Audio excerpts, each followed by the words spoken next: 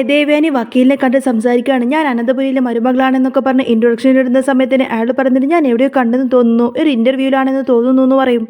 ഏതായാലും ഇങ്ങോട്ടേക്ക് വന്നത് എന്തിനാണെന്നൊന്നും ഞാൻ ചോദിക്കുന്നില്ല. എനിക്ക് പുതിയ കേസ് തരാനൊന്നുമല്ല എന്ന് എനിക്കറിയാം. നിങ്ങളുടെ വീട്ടിലെ ഒരു പയ്യൻ്റെ പേരിൽ ഞാൻ കേസ് വാദിക്കാൻ പോവാണ്. അതിൻ്റെ പേരിലായിരിക്കുമല്ലോ നിങ്ങൾ ഇങ്ങോട്ടേക്ക് വന്നത് എന്നൊക്കെ ചോദിക്കട്ടെ വക്കീല്. അപ്പോൾ ദേവയാനി പറഞ്ഞിട്ട് അതിനു വേണ്ടി തന്നെയാണ് ഞാൻ വന്നത്. അവനൊരു പാവം ചെറുക്കനാണ്. അവൻ അങ്ങനെ ജയിലിൽ കിടക്കേണ്ട ആളൊന്നുമല്ല എന്ന് ദേവയാനി പറയുന്ന സമയത്തിന് വക്കീല് പറഞ്ഞിട്ട് അവൻ്റെ കയ്യിലിരിപ്പ് ശരിയല്ല. അതുകൊണ്ടാണല്ലോ അവൻ പബ്ലിക്കായിട്ട് ഒരു പെൺകുട്ടിയുടെ മുഖത്തടിച്ചത്. അതങ്ങനെ പെട്ടെന്നൊന്നും തീരുന്ന കേസല്ല എന്ന് പറയുന്ന സമയത്തിന് ദേവയാനി പറഞ്ഞിട്ട് അവൻക്ക് അങ്ങനെ ഒരു കയ്യബദ്ധം സംഭവിച്ചു പോയി. അതുകൊണ്ട് ഇനിയിപ്പോൾ അതിൻ്റെ പേരിൽ എന്ത് കോംപ്രമൈസിനും ഞങ്ങൾ തയ്യാറാണ്.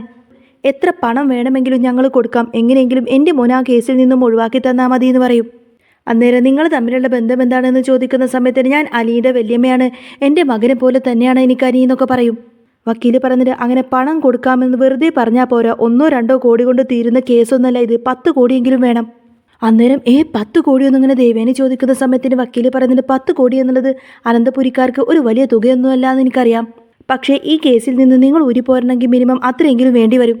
അന്നേരം എൻ്റെ മോൻ്റെ കാര്യമില്ല, ഞാൻ തരാമെന്നിങ്ങനെ ദേവേനെ സമ്മതിക്കുന്ന സമയത്തിനെ വക്കീല് പറഞ്ഞിട്ട് എങ്കിൽ പിന്നെ ഞാൻ വേണുവിനെ കണ്ടിട്ട് സംസാരിക്കാം, അതിനുശേഷം തീരുമാനങ്ങൾ അറിയിക്കാമെന്ന് പറയുന്ന സമയത്തിന് ദേവേനെ പറഞ്ഞിട്ട് ഞാൻ വേണുവിനെ കണ്ടിട്ടാണ് വരുന്നത് എന്ന് പറയും.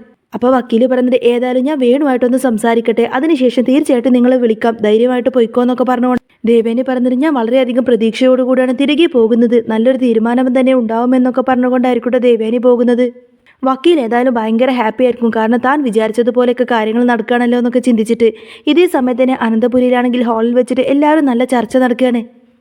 ജയൻ പറയുന്നത് ദേവേനെ അനിക്ക് വേണ്ടി സംസാരിക്കാൻ എവിടെ നിന്ന് പോയിട്ടുണ്ട്, അനി ലോക്കപ്പിൽ കിടന്നിട്ടുണ്ടെങ്കിൽ അതൊരിക്കലും അവൾക്ക് സഹിക്കാൻ കഴിയില്ല, അതുകൊണ്ട് എന്തെങ്കിലുമൊക്കെ അവൾ കാട്ടിക്കൂട്ടും, അത് ഉറപ്പാണെന്നൊക്കെ ഇങ്ങനെ സംസാരിച്ചുകൊണ്ടിരിക്കട്ടെ ജയൻ.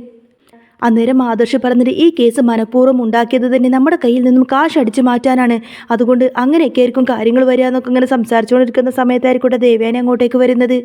ദേവയാനിയോട് ചോദിക്കുന്നത് അനിയെ കണ്ടിരുന്നോ എന്ന് ചോദിക്കുന്ന സമയത്തിന് ദേവയാനി പറഞ്ഞിട്ട് അനിയെ മാത്രമല്ല ഞാൻ അനാമികയും കണ്ടിരുന്നു, അനാമികയുടെ വീട്ടിൽ പോയിട്ട് അവളോട് സംസാരിച്ചു, അതിനുശേഷം വക്കീലിനെ കൂടെ കണ്ടിട്ടാണ് ഞാൻ ഇങ്ങോട്ടേക്ക് വരുന്നത്. ഈ കേസ് ഒഴിവായി പോകണമെങ്കിൽ 10 കോടി രൂപ കോമ്പൻസേഷൻ കൊടുക്കണമെന്ന് അവർ പറഞ്ഞു എന്ന് പറയും. അപ്പോൾ 10 കോടിയൊന്നും അവർ ചോദിക്കുന്ന സമയത്തിന് 10 കോടിയൊന്നും ഇങ്ങനെ അതിശയത്തോടു കൂടി ചോദിക്കുകയാണ് നയന. ആ സമയത്തിന് ദേവയാനി പറയുന്നുണ്ട് 10 കോടി രൂപ എന്ന് കേട്ടപ്പോഴേക്കും മോള് ഞെട്ടിപ്പോയല്ലേ, പക്ഷേ ഈ സാഹചര്യത്തിൽ 10 കോടി രൂപ എന്ന് പറഞ്ഞത് ഇവിടെ അനന്തപുരിക്കാർക്കാർക്കും അതൊരു പ്രശ്നമേ അല്ല. ആ 10 കോടിയൊക്കെ എനിക്ക് ഒറ്റയ്ക്ക് കൊടുക്കാൻ സാധിക്കുന്നതേ ഉള്ളൂ, എങ്ങനെയെങ്കിലും ആ പൈസ കൊടുത്തിട്ട് അനി എങ്ങനെയെങ്കിലും രക്ഷിച്ചെടുക്കണമെന്നൊക്കെ പറയട്ടെ ദേവയാനി. അപ്പോൾ ആദർശ് പറഞ്ഞിട്ട് അമ്മേ കോടികളല്ല ഇവിടെ പ്രശ്നം, ആ കോടികൾ ചെന്നെത്തുന്നത് ആരുടെ കയ്യിലേക്കാണെന്ന് നമ്മൾ ഓർക്കണം. അവരിതൊരു ബിസിനസ് പോലെ അങ്ങ് ഏറ്റെടുത്തിരിക്കുകയാണ്, അവരിപ്പോൾ ഇതൊരു ബിസിനസ് പോലെ അങ്ങ് ഏറ്റെടുത്തിരിക്കുകയാണ്. അവർ ഈ പേരും പറഞ്ഞ് നമ്മുടെ കയ്യിൽ നിന്ന് കുറച്ച് പൈസ അങ്ങ് തട്ടും, അതിനുശേഷം മറ്റൊരു സമ്പത്തുള്ള വീട്ടിലേക്ക് അവരുടെ പെൺകുട്ടിയെ അതിനുശേഷം അവർ കല്യാണം കഴിച്ച് വിടും, എന്നിട്ട് അവിടെ നിന്നും ഇതുപോലെ തന്നെ പണം തട്ടിയെടുക്കും. അങ്ങനെ അവിടെ നിന്നും അവർ പൈസ ഉണ്ടാക്കും. ഇങ്ങനെ പോയി കഴിഞ്ഞാൽ അങ്ങനെ ഒരു 4 തലമുറക്കുള്ള പൈസ അവർക്ക് ഈസി ആയിട്ട് ഉണ്ടാക്കാവുന്നത് എന്നൊക്കെ പറയട്ടോ ആദർശ്. അന്നേരം ദേവേനെ പറഞ്ഞിട്ട് ഈ ഒരു സാഹചര്യത്തിൽ അനിയെ രക്ഷിക്കാൻ ഇതല്ലാതെ മറ്റൊരു സൊല്യൂഷനും ഇല്ല, വേറെ എന്തെങ്കിലും ബുദ്ധിയിലൂടെ അനി അവിടെ നിന്ന് രക്ഷിക്കാൻ നിങ്ങൾക്ക് ആർക്കെങ്കിലും പറ്റുമോ? ഇല്ലല്ലോ. പിന്നെ ഈ 10 കോടിയുടെ കാര്യം ഓർത്തിട്ട് നിങ്ങൾ ആരും വിഷമിക്കേണ്ട കാര്യമൊന്നുമില്ല, അത് എനിക്ക് മാത്രം അങ്ങ് കൊടുത്തു തീർക്കാവുന്നതേ ഉള്ളൂ. ഇവിടെ നമ്മൾ പല രീതിയിലുള്ള ജീവകാരുണ്യങ്ങളൊക്കെ നടത്താറുണ്ട്, കോടികളുടെ ജീവകാരുണ്യങ്ങളൊക്കെ നടത്താറുണ്ട്. പിന്നെ നമ്മുടെ വീട്ടിലൊരു കുട്ടിക്ക് വേണ്ടിയിട്ട് ഇങ്ങനൊരു കാര്യം ചെയ്യുന്നതിൽ നിങ്ങൾ ആരും വിഷമിക്കേണ്ട കാര്യമൊന്നുമില്ലല്ലോ എന്നൊക്കെ പറയും. അന്നേരം ആദർശനും അജയനും ജയനൊക്കെ ഒരേ തീരുമാനമായിരിക്കും, ഈ പൈസ കൊടുക്കുന്നത് കൊണ്ടല്ല, പക്ഷേ ഈ പൈസ ചെന്നെത്തേണ്ട ആ ഒരു കൈകളിലാണ് പ്രശ്നം എന്നൊക്കെ പറയും. അന്നേരം ദേവേനെ ചോദിക്കുന്നത് അജയൻ ഇപ്പോഴും ആ സ്റ്റേഷനിലേക്ക് പോവാത്തത് അനി ലോക്കപ്പിൽ കാണാനുള്ള ബുദ്ധിമുട്ട് കൊണ്ടല്ലേ? ഈ കേസ് നമ്മൾ ഒത്തുതീർപ്പായില്ലെങ്കിൽ പിന്നെ അവൻ നേരെ ജയിലിലേക്ക് പോകും, പിന്നെ നമുക്ക് അവനെ അവിടെ പോയി കാണേണ്ട അവസ്ഥ വരും. ആ ഒരു കാഴ്ച നിങ്ങൾക്ക് ആർക്കെങ്കിലും സഹിക്കാൻ പറ്റുമോ? അതുകൊണ്ട് നിങ്ങൾ ഏതായാലും ഇപ്പോൾ ആ 10 കോടിയെ പറ്റിയിട്ട് വിഷമിക്കേണ്ട, കാര്യങ്ങൾ ഏതായാലും ഇപ്പോൾ ഈ രീതിയിൽ മുന്നോട്ട് പോവട്ടെ എന്നൊക്കെ പറഞ്ഞുകൊണ്ടായിരിക്കട്ടെ ദേവയാനി പോകുന്നത്. ദേവയാനി പോയതിനു ശേഷം ആദർശ് പറയുന്നുണ്ട് ഇനി ഈ പൈസ വാങ്ങിച്ചു വെച്ചതിന് ശേഷം പിന്നെ വീണ്ടും അവരെന്തെങ്കിലും പറഞ്ഞു കഴിഞ്ഞാൽ പിന്നെ ഞാൻ മുന്നും പിന്നെ നോക്കില്ല, എല്ലാം ഞാൻ അങ്ങ് അടിച്ചു തീർക്കുമെന്നൊക്കെ പറഞ്ഞ് ദേഷ്യപ്പെട്ട് നിൽക്കുകയാണ്. ഇപ്പോൾ അവർ 10 കോടി രൂപ ചോദിച്ചാൽ അത് കൊടുത്തു നിൽക്കാം, പിന്നെ അതിനുശേഷം വീണ്ടും അവർ ഓരോ കാരണങ്ങളൊക്കെ പറഞ്ഞ് പൈസ ചോദിച്ചാൽ എന്ത് ചെയ്യുന്നു ചോദിക്കുന്ന സമയത്ത് തന്നെ മറ്റ് നിവൃത്തിയില്ലാത്തത് കൊണ്ട് പണം കൊടുത്തിട്ട് ആ ഒരു കേസ് ഒതുക്കി തീർക്കാമെന്ന് തന്നെ അവരൊക്കെ വിചാരിക്കുകയാണ്. പിന്നീട് കാണിക്കുന്നത് അനിയായിരിക്കും. അനി അവിടെ അങ്ങനെ നല്ല മയക്കത്തിലായിരിക്കട്ടോ. ആ സമയത്തിന് നന്ദു അങ്ങോട്ടേക്ക് വരുന്നുണ്ട്. നന്ദു ഡ്യൂട്ടി കഴിഞ്ഞ് വീട്ടിൽ പോകാൻ നിൽക്കുകയാണ്. ആ സമയത്തായിരിക്കട്ടോ നന്ദു അനിയെ കാണാൻ വരുന്നത്. എന്നിട്ട് അനിയെന്ന് വിളിക്കുന്ന സമയത്തിന് അനി സന്തോഷത്തോടു കൂടി അവിടെ നിന്നങ്ങ് ചാടി എഴുന്നേൽക്കുകയാണ്. അന്നേരം നന്ദു ചോദിക്കുന്നത് നിനക്ക് എന്താടാ ഇത്രമാത്രം സന്തോഷം? അപ്പോൾ ഞാൻ ഇവിടെ ഈ ലോക്കപ്പ് കിടന്ന ഇടയ്ക്കിടയ്ക്ക് എനിക്ക് നിന്നെ കാണാൻ പറ്റുന്നുണ്ടല്ലോ, അത് തന്നെ കാര്യമെന്ന് പറയും അനി. അപ്പോൾ നന്ദു ചോദിക്കുന്നുണ്ട്, നിനക്ക് ഇവിടെ തന്നെ ഇങ്ങനെ കിടന്നാൽ മതിയോ, നീ നിന്റെ വീട്ടുകാരുടെ അവസ്ഥയെ പറ്റിയിട്ട് ചിന്തിക്കുന്നുണ്ടോ എന്ന് ചോദിക്കുന്ന സമയത്തിന് അനി പറയുന്നുണ്ട്, അത് മാത്രമാണ് എനിക്ക് ഇത്തിരി ഒരു വിഷമം, അതൊഴിച്ചു കഴിഞ്ഞാൽ പിന്നെ എനിക്കിവിടെ ഭയങ്കര ഹാപ്പിയാണെന്ന് പറയുന്ന സമയത്തിന് നന്ദു പറഞ്ഞിട്ട്, അതെ ഈ അവസ്ഥയ്ക്ക് ജയിലിലേക്ക് മാറ്റുമ്പോഴങ്ങ് മാറും, അവിടെ ഇതുപോലുള്ള ആൾക്കാരൊന്നും അല്ല എന്ന് പറയുന്ന സമയത്തിന് അവരും മനുഷ്യരല്ലേ എന്നിട്ടോ അനി ചോദിക്കുന്നത്. അതൊന്നും എനിക്കൊരു കുഴപ്പമില്ല എന്നൊക്കെ പറഞ്ഞ് അനി ഭയങ്കര ഹാപ്പിയായിട്ട് നന്ദുവിനോട് ഇങ്ങനെ സംസാരിക്കുന്നതും കണ്ടുകൊണ്ടായിരിക്കട്ടെ CI അങ്ങോട്ടേക്ക് വരുന്നത്. ഇവർ രണ്ടുപേരും ഒന്നിച്ച് സംസാരിച്ച് നിൽക്കുന്നത് കണ്ടിട്ട് അയാൾക്കൊട്ടും തന്നെ അങ്ങ് ഇഷ്ടപ്പെടുന്നില്ല. അതുകൊണ്ട് തന്നെ നന്ദുവിൻ്റെ അടുത്തേക്ക് വന്ന് ചോദിക്കുന്നുണ്ട്, നന്ദുവിന് ഇപ്പോഴും പോവാറായില്ലേ എന്ന് ചോദിക്കും. അപ്പോൾ നന്ദു പറഞ്ഞിട്ട്, ഞാനിപ്പോൾ കുറച്ച് കഴിഞ്ഞ് പോയിക്കോളാം സാറേ എന്ന് പറയും. അപ്പോൾ CI ചോദിക്കുന്നുണ്ട്, അതിൻ്റെ ആവശ്യമില്ലല്ലോ, ഇവിടുത്തെ ഡ്യൂട്ടി കഴിഞ്ഞാൽ പിന്നെ വീട്ടുകാർ നന്ദുവിനെ അന്വേഷിക്കില്ലേ, അതുകൊണ്ട് വീട്ടിലേക്ക് വേഗം ചെല്ലാൻ നോക്ക്, ഇവിടെ ഏതായാലും എനിക്ക് യാതൊരുവിധ കുറവും വരാതെ ഞാൻ നോക്കിക്കോളാം, പിന്നെ നീ എന്തിനാ ഇവിടെ നിൽക്കുന്നത് എന്നൊക്കെ ചോദിക്കുന്ന സമയത്തിന് നന്ദുവിന് അങ്ങ് വല്ലാതാവും. ഏതായാലും നന്ദു കണ്ണോണ്ട് ഇങ്ങനെ ആംഗ്യ ഭാഷയിലൂടെ അനിയോട് ഞാൻ പോവാണെന്ന് ഇങ്ങനെ കണ്ണോട് കാണിച്ചതിന് ശേഷമായിരിക്കട്ടോ അവിടെ നിന്നും പോകുന്നത്. നന്ദു പോയതിന് ശേഷം CI അനിയോട് പറഞ്ഞിട്ട്, അനിയെ ഇവിടെ നിന്നും എങ്ങനെയെങ്കിലും രക്ഷിക്കണമെന്ന് എനിക്ക് നല്ല ആഗ്രഹമുണ്ടായിരുന്നു, അതിനുള്ള എല്ലാ മാർഗ്ഗങ്ങളും ഞാൻ നോക്കിയതാ, പക്ഷേ അതൊന്നും നടന്നില്ല, ഇനിയിപ്പോൾ നാളെ ചിലപ്പോൾ കോടതിയിൽ നിന്ന് ജാമ്യം കിട്ടുമായിരിക്കുമെന്ന് പറയുന്ന സമയത്തിന് അനി പറഞ്ഞിട്ട്, എനിക്കതൊന്നും വലിയ പ്രശ്നമൊന്നുമല്ല സാറേ, എനിക്ക് ഈ ലോക്കപ്പിൽ 1-2 ദിവസം കൂടെ ഇതുപോലെ ഇങ്ങനെ കിടക്കാൻ പറ്റുമെന്ന് സന്തോഷത്തോട് ചോദിക്കാൻ അനി. അപ്പോൾ CI ഇങ്ങനെ മനസ്സിൽ ചിന്തിക്കുന്നുണ്ട്, നിന്റെ മനസ്സിലിരിപ്പൊക്കെ എനിക്കറിയാടാ, എൻ്റെ പെണ്ണിനെ കാണാൻ വേണ്ടിയിട്ടല്ലേ, അതൊന്നും ഒരിക്കലും നടക്കില്ല. എന്നിട്ട് അനിയുടെ മുഖത്ത് നോക്കിയിട്ട് പറയുന്നുണ്ട്, അതൊന്നും നടക്കില്ല അനീനെ 24 മണിക്കൂറിനകത്ത് തന്നെ കോടതിയിൽ ഹാജരാക്കണം, അവിടെ നിന്നും ഒന്നുകിൽ ജാമ്യം കിട്ടിയിട്ട് പുറത്തേക്ക് പോവാം, അതല്ലെങ്കിൽ പിന്നെ നേരെ ജയിലിലേക്ക് പോവാം, അത് മാത്രമേ ഇപ്പോൾ നടക്കുള്ളൂ, ഇനി അനിക്ക് എന്തെങ്കിലും ആവശ്യമുണ്ടെങ്കിൽ ഞങ്ങളോട് പറഞ്ഞാൽ മതി. അങ്ങനെ CI അവിടെ നിന്ന് അങ്ങ് പോകുന്ന സമയത്ത് തന്നെ അനി ഭയങ്കര ദേഷ്യത്തിൽ അയാളങ്ങനെ നോക്കി നിൽക്കണം. അനിക്കൊട്ടും തന്നെ ഇഷ്ടപ്പെട്ടില്ല അയാളെ ക്യാരക്ടർ. ഇതേ സമയത്ത് തന്നെ കനകദുർഗയും ഗോവിന്ദനും നന്ദുവിനെ കാത്ത് അവിടെ തന്നെ ഇങ്ങനെ ഇരിക്കുമായിരിക്കും. നന്ദു വന്ന ഉടനെ തന്നെ അനിയുടെ കാര്യം എന്തായി എന്ന് ചോദിക്കും. അപ്പോൾ നന്ദു പറഞ്ഞിട്ട്, ഒന്നും മാറ്റില്ല, അവൻ ഇപ്പോഴും സ്റ്റേഷനിൽ തന്നെയുണ്ട്, അവൻ ഇന്ന് വേണമെങ്കിൽ അവിടെ നിന്നും ഇറക്കിക്കൊണ്ട് വരാൻ പറ്റുമായിരുന്നു, പക്ഷേ ആ CI അതിന് സമ്മതിച്ചില്ല എന്ന് പറയും. അപ്പോഴേക്കും കനകദുർഗ പറഞ്ഞിട്ട്, എൻ്റെ സച്ചിമോൻ ഒരിക്കലും അങ്ങനെയൊന്നും ചെയ്യില്ല എന്ന് പറയുന്ന സമയത്തിന് നന്ദുവിന് ദേഷ്യം വരേണ്ട. നന്ദു ചോദിക്കുന്നുണ്ട്, ആ കാര്യം എന്നേക്കാൾ കൂടുതലായിട്ട് അമ്മക്കാണോ അറിയാവുന്നത്, അയാൾ അവിടെ എന്നെ ഇംപ്രസ് ചെയ്യാൻ വേണ്ടിയിട്ട് എന്തൊക്കെയാണ് ചെയ്യുന്നത് എന്നുള്ള കാര്യം എനിക്ക് നന്നായിട്ട് അറിയാം, ഇന്ന് വേണമെങ്കിൽ അനിയെ കോടതിയിൽ ഹാജരാക്കാമായിരുന്നു, പക്ഷേ അയാൾ അതിന് സമ്മതിച്ചില്ല, അയാൾ വെറുതെ സ്റ്റേറ്റ്മെൻറ്റ് തയ്യാറാക്കാനുണ്ടെന്നൊക്കെ പറഞ്ഞ് വെറുതെ ഓരോന്ന് പറഞ്ഞ് സമയം വൈകിപ്പിച്ചു, അതിനുശേഷം മജിസ്ട്രേറ്റിൻ്റെ അടുത്തേക്ക് പോകാൻ വേണ്ടി ഇറങ്ങിയതാ, പകുതി വഴിയിൽ വെച്ച് അയാൾ പറഞ്ഞു മജിസ്ട്രേറ്റിൻ്റെ അടുത്തേക്ക് പോയിട്ടുണ്ടെങ്കിൽ അനിക്ക് ജാമ്യം കിട്ടിയില്ല, അതുകൊണ്ട് നാളെ കാണിക്കാമെന്നൊക്കെ പറഞ്ഞ് അവിടെ നിന്ന് തിരിച്ചു പോരുകയാണ് ചെയ്തത്, എന്നിട്ട് വേണമെങ്കിൽ പുറത്തിരുത്താമായിരുന്നു, എന്നിട്ട് പോലും അയാൾ നയപരമായിട്ട് എന്നെ കൊണ്ട് തന്നെ അനിയെ ലോക്കപ്പിലേക്ക് ഇടിപ്പിച്ചു, എന്നിട്ട് അതിന് ന്യായം പറയുന്നത് മേലുദ്യോഗസ്ഥർ വിളിച്ചു പറഞ്ഞു എന്നാണ്, അങ്ങനെ ഒരു കാര്യം നടന്നോന്ന് പോലും എനിക്ക് സംശയമാണെന്ന് അങ്ങനെ നന്ദു പറയുന്ന സമയത്ത് തന്നെ കനകദുർഗ പറയുന്നുണ്ട്, നീ ഇങ്ങനെ ആവശ്യമില്ലാത്ത ഓരോ കാര്യങ്ങളൊക്കെ വിളിച്ചു പറയരുത്, നീ വെറുതെ ആവശ്യമില്ലാതെ സച്ചിമോൻ എങ്ങനെ കുറ്റപ്പെടുത്തി സംസാരിക്കരുത് എന്ന് കനകദുർഗ പറയുന്ന സമയത്ത് നന്ദു പറയുന്നുണ്ട്, അയാളുടെ സ്വഭാവമൊക്കെ എന്താണെന്ന് എനിക്ക് വ്യക്തമായിട്ടറിയാം,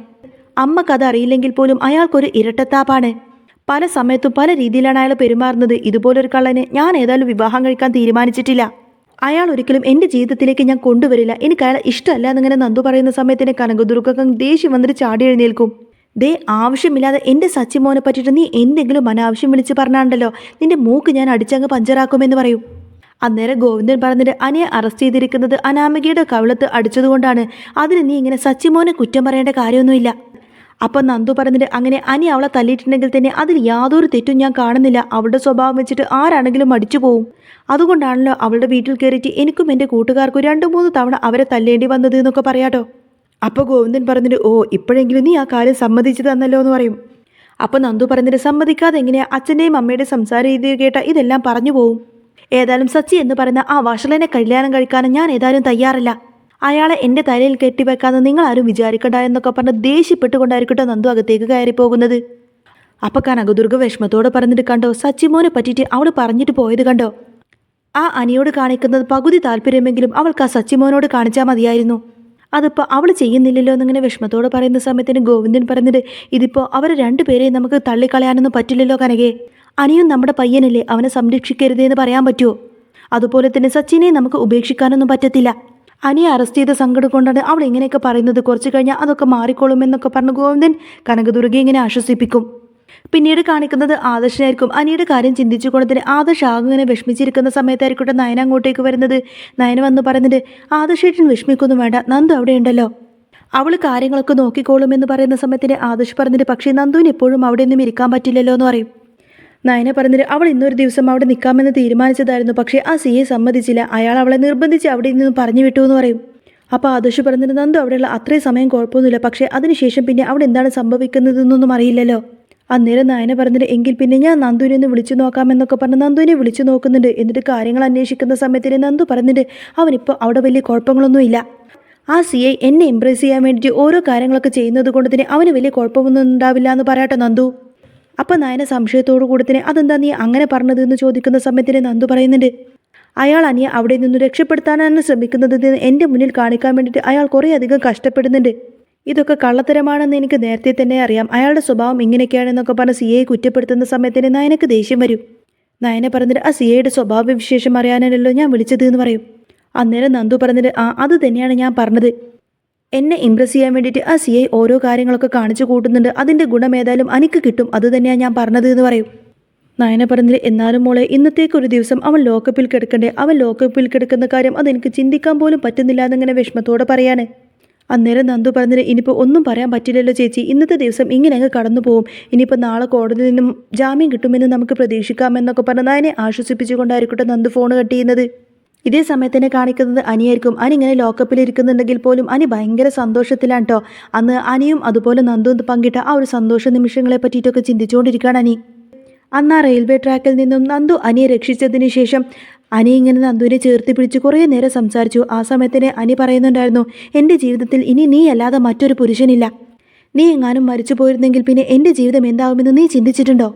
ഒരു പക്ഷേ എൻ്റെ ജോലി പോലും ഞാൻ വേണ്ടെന്ന് വെക്കും, എൻ്റെ അച്ഛനെയും അമ്മയും ഞാൻ വേണ്ടെന്ന് വെച്ച് ഞാൻ നിൻ്റെ അടുത്തേക്ക് വരുമെന്ന് നന്ദു പറഞ്ഞ ആ ഒരു കാര്യങ്ങളെല്ലാം ചിന്തിച്ചുകൊണ്ടതിനെ അനി ഭയങ്കര സന്തോഷത്തിൽ നന്ദുവിനെ ഇങ്ങനെ ഓർത്തിരിക്കുന്ന ആ ഒരു സീനും അതുപോലെ തന്നെ ആകെ വിഷമിച്ചോട് നിൽക്കുന്ന നന്ദുവിനെയും കാണിച്ചുകൊണ്ടാണ് കേട്ടോ ഇന്നത്തെ ഈ ഒരു എപ്പിസോഡ് പൂർണ്ണമാവുന്നത്. അപ്പോൾ നിങ്ങൾക്ക് ഈ ഒരു ചാനൽ ഇഷ്ടമാവുകയാണെങ്കിൽ സബ്സ്ക്രൈബ് ചെയ്യാനും സപ്പോർട്ട് ചെയ്യാനൊന്നും മറക്കല്ലേ.